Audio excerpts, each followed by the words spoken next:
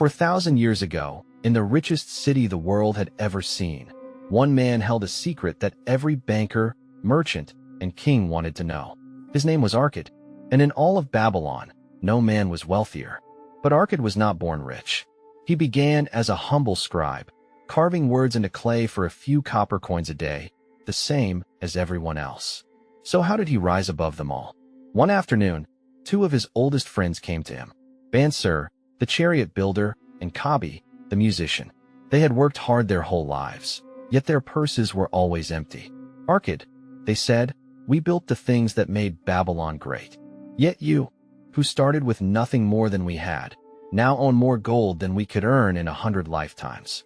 Tell us, what do you know that we do not? Arkad smiled. I will tell you, he said, for the secret was told to me long ago by a rich old man named Algamish. When Arkad was young, he worked day and night carving a law into clay for Algamish the moneylender. Desperate to finish, Arkad made him a bargain. If Algamish would share the secret of wealth, Arkad would work through the night. By dawn, the tablet was done, and Algamish kept his word. He leaned close and said just 10 words. 10 words that would change Arkad's life forever. A part of all you earn is yours to keep. Arkad was confused. But all I earn is mine to keep, he said. No, said Algamish. You pay the sandal maker. You pay the baker. You pay for your robes and your bread. You pay everyone, except yourself. You work for everyone but you. Keep for yourself 1 coin out of every 10 you earn. No more, no less. And watch what happens. So Arkad began. Out of every 10 coins, he set one aside. And at first, he barely noticed it was gone. But a year later, Algamish returned. Have you kept 1/10 of all you earned? He asked. I have, said Arkad proudly. Good. And what have you done with it?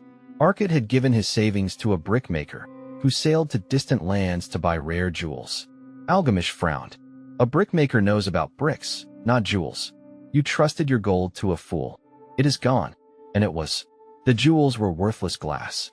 Arkad had lost everything he saved. But he had learned. Take advice, Algamish told him, only from those wise in the matter at hand. A man who gives free advice about your gold usually has none of his own. So Arkad tried again. Again he saved 1 coin in 10. But this time, he gave his gold to a shield maker who knew bronze and needed money to buy it. Every 4 months, the shield maker paid him for the use of his gold. For the first time, Arkad's money was working. Not sitting, not spent. Working, earning more gold while he slept. Algamish returned a 3rd time, and this time he smiled. You have learned to make your gold your slave, he said. Now make its children work too. Let every coin you earn go out and labor for you, so that a river of gold flows to you always. And that was the secret. Not luck, not birthright, not a lucky trade in the market. Arkad simply paid himself first. He let his savings multiply. He took advice only from the wise. And he never touched the growing river, only the overflow. Years passed. The single coin became 100. The 100 became thousands. And the poor young scribe became the richest man in all of Babylon. Bansur and Kabi sat in silence. But we earn so little, said Bansur at last. How can we save 1/10 when there is barely enough to live? Arkad laughed softly. When I decided to keep 1 coin in 10, he said, I found I got along just as well as before. I wanted less once I stopped giving all of it away. And as my savings grew, the opportunities found me, not the other way around. The gold you save is the seed. And from a single seed, a whole harvest can grow. But only if you plant it and never eat it. He looked at his 2 friends, and his voice grew quiet. Wealth is not about how much you earn. It is about how much you keep and how well you make it grow. Any man who keeps even a small part of all he earns and puts it to work will one day be rich. The only question, Arkad said, is whether you will begin.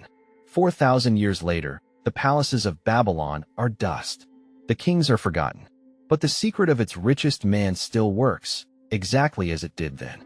Pay yourself first. Let it grow. Be patient. A part of all you earn is yours to keep. The question is the same one Arkad asked his friends that day. Will you begin?